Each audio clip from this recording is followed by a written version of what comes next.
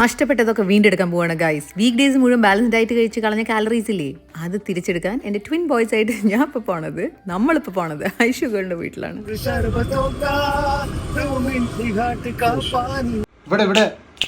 നമ്മുടെ ഫ്രണ്ട്സ് ഗ്യാങ്ങിൻ്റെ ഇടയിൽ ഒരു പുതിയ പരിഷ്കാരം ഞങ്ങൾ തുടങ്ങിയിട്ടുണ്ട്. അതായത് ഒരു വാട്സാപ്പ് ഗ്രൂപ്പ്. ഈ ഗ്രൂപ്പിൻ്റെ പേരാണ് ചീറ്റ് ഡേയ്സ്. ഈ ഗ്രൂപ്പിൻ്റെ ഏക ഉദ്ദേശം ചീറ്റ് ഡേ പ്ലാൻ ചെയ്യലാണ് കേട്ടോ. ശരിക്കും പറഞ്ഞാൽ ഞങ്ങളുടെ ഒരു സൈക്കോളജിക്കൽ മൂവ് ആണത്.